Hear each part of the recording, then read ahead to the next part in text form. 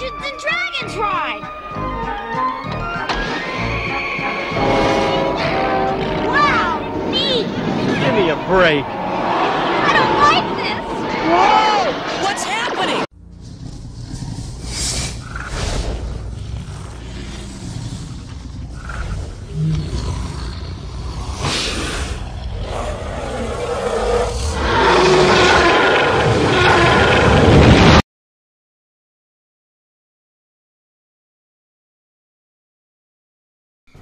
Hello, my name's Jason, and I've been a fan of Dungeons & Dragons since I was a child. It all began for me with a cartoon by the same name. That will be the topic of its own video, but just know that's where it started. It was a childish version of a complex game, but that was its complete and total purpose. In this video, we'll be talking about Lord Soth, the Knight of the Black Rose. One thing I do have to tell you about before we get into the details is the Cataclysm. It will also be its own video, but I can cover it briefly before we move on.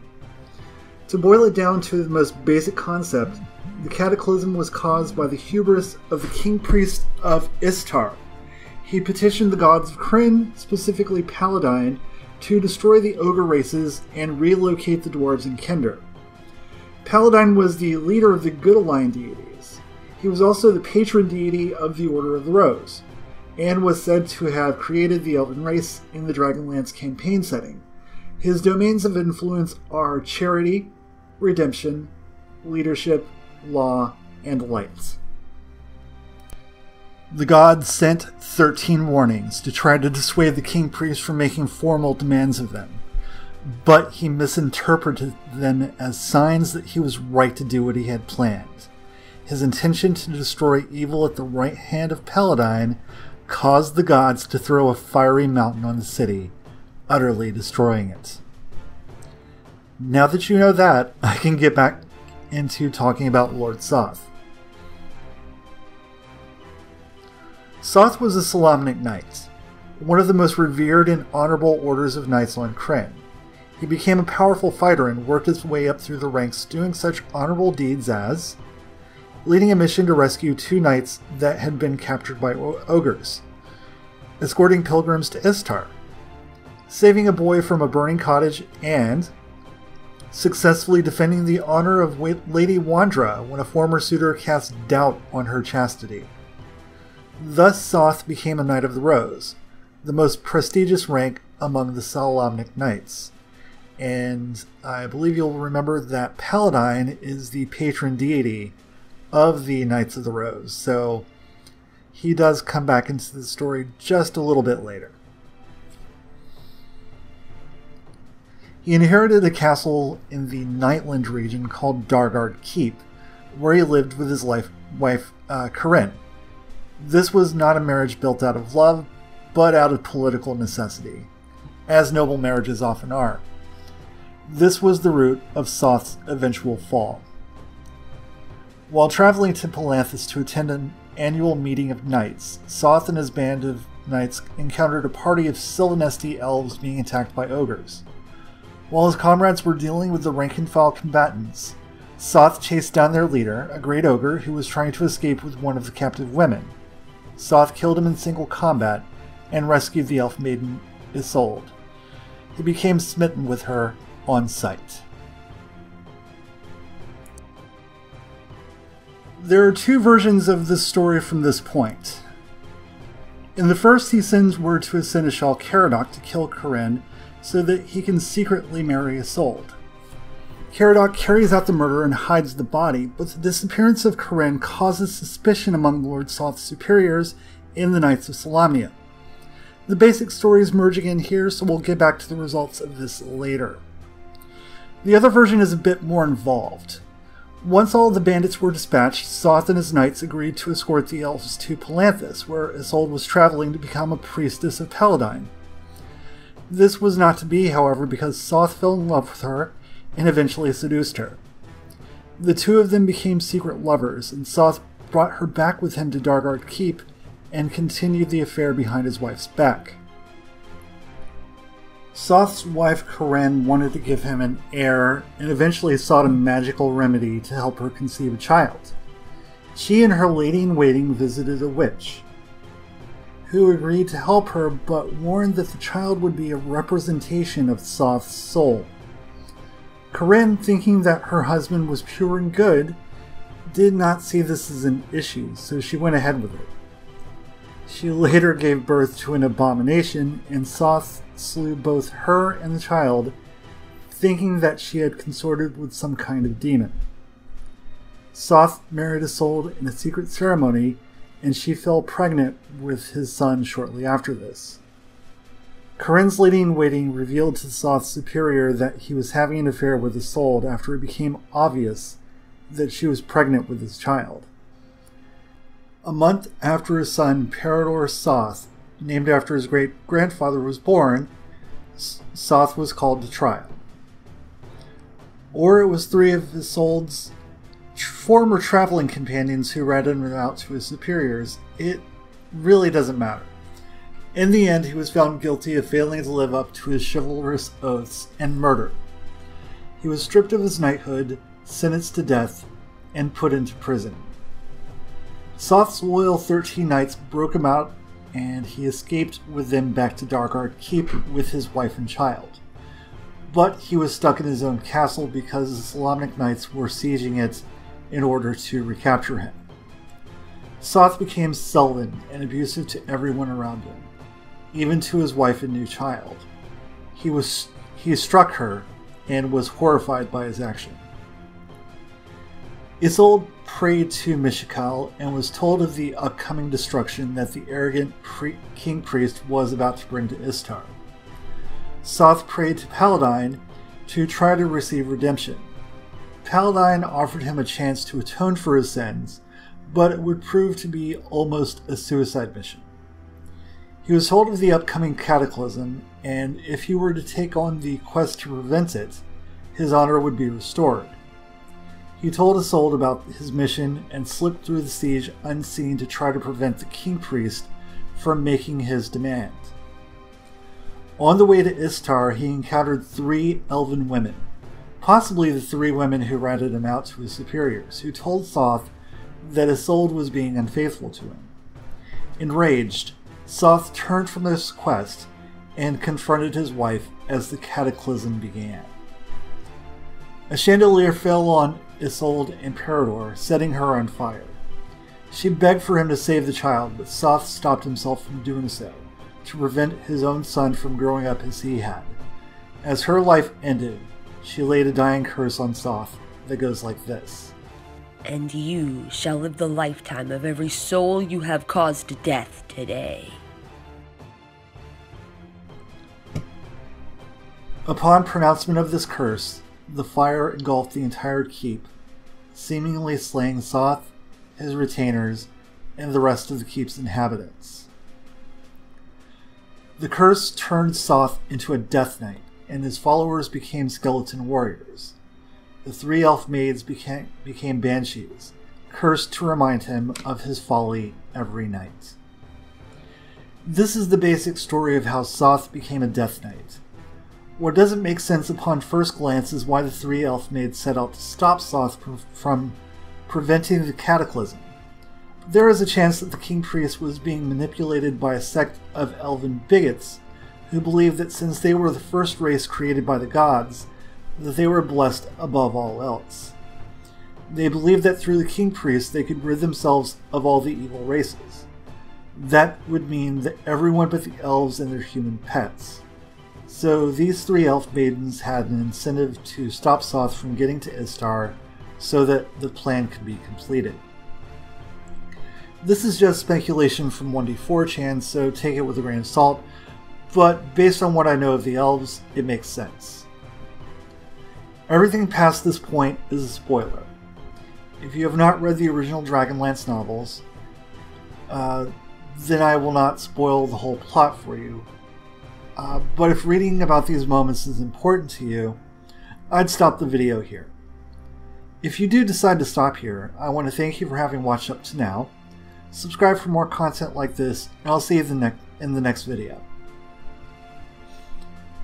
For the rest of you, let's go over his role in the following books: Dragons of Autumn Twilight, Dragons of Winter Night, Dragons of Spring Dawning, Time of the Twins, War of the Twins, Test of the Twins, Dragons of Lost Star, Dragons of a Vanished Moon, The Cataclysm, Tales Volume 5, Lord Soth, The Warriors, Knight of the Black Rose, and Spectre of the Black Rose. All links to the books will be in the description if you want to check them out for yourselves. I highly recommend that you do. During the War of the Lance, Soth was approached by the Dark Goddess Queen Takasis. She saw great promise in Soth and his skeletal army, and what they could do for her in the coming war. Soth initially refused, but agreed to serve the person who dared to spend the night in his castle. Takasis began sending dreams to her High Lords, calling them to spend the night at Dargard Keep. Kitiara Uth Matar, the half-sister of Raistlin and Karaman Majir, was the only one to answer this call. She passed Soth's test, and he pledged allegiance to her, and allowed her to make Dargard Keep one of her bases of operation. Later, Soth assisted in kidnapping General Lorana, whom Kitiara wanted to use as a pawn for the Dark Queen. In return for his part in this, he was promised Lorana's soul because she reminded him of Isolde. Lorana was rescued from Naraka during the fall of the Dark Queen's temple by her lover, Tanis Half-Elven, and Soth assisted Kitiara in murdering the remaining dragon High Lords, allowing her full control over the remaining dragon armies. Next, we come to the Blue Lady's War. While in Kitiara's service, Soth convinced her to invade Palanthas in order to thwart her half-brother Raistlin's plan to enter the Abyss and become a god. Kitiara ordered Soth to murder the priestess Chrysiana.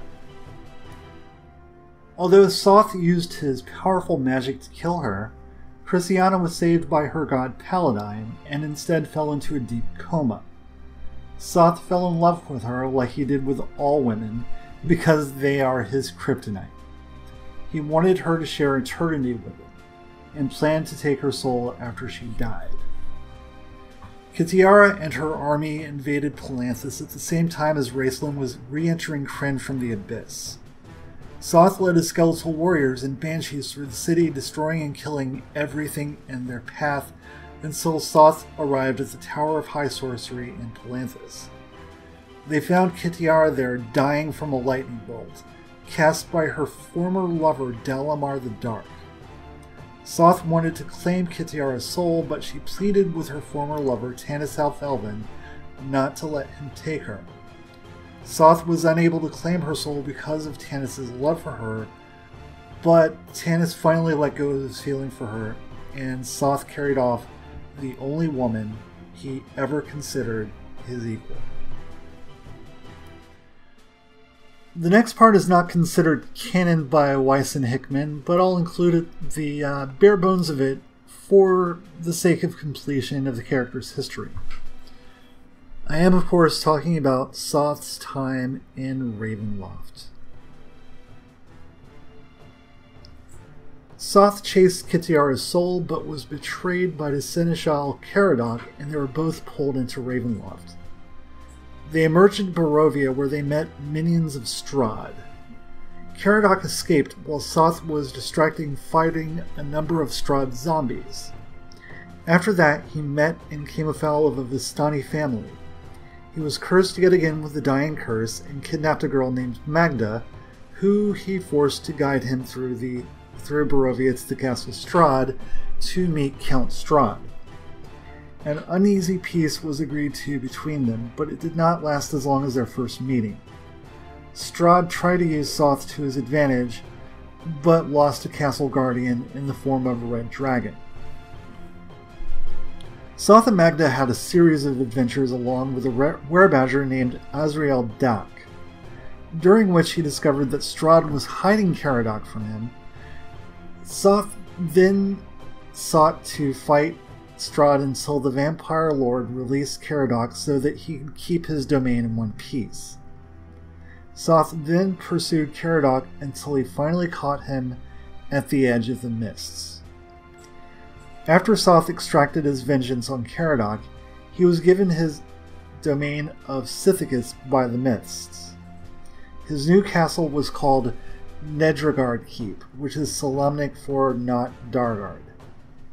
It existed in a state of constant change as a punishment to Soth's rigid military mind. He briefly returned to Krynn during the Grand Conjunction. His experiences in Sithicus only slightly changed him. During his time here, he found himself drifting through mirror worlds, each of which contained fragments of his past. He lived in these moments, ignoring the world beyond his keep. Many people believe that Soth's refusal to face his past sins and his willingness to suffer his curse led to his release back to Krynn. He returned back to Dargard Keep to contemplate his past.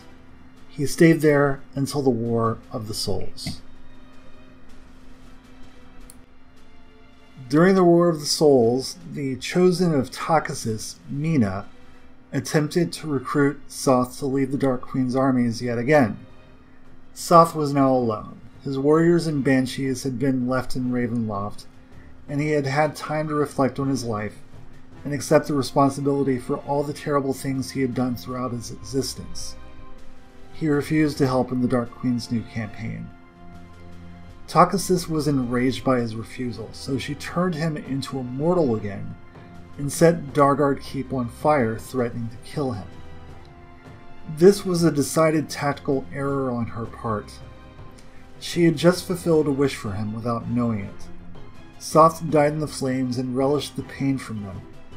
He made a dying vow that he would find Isolde and Parador in the afterlife and make up for what he had done for them. Soth's journey through the material world was now at an end. And thus concludes the tale of Lord Soth. I do hope that you've enjoyed this, and I do hope that I've piqued your interest and that you'll go and check out the Dragonlance novels very soon, and come back next time when I spin another tale about some Dungeons & Dragons lore. Thanks for watching. Please be sure to like, comment, and subscribe. Please leave a comment with the subject you would like me to cover, and I will do my best to get to it as quickly as possible. These do take a little bit of time to script, and I hope that as I go on, that the more I do, the less time it takes to script. But thanks again. Please remember to like, comment, and share. Oh, subscribe as well. Thank you.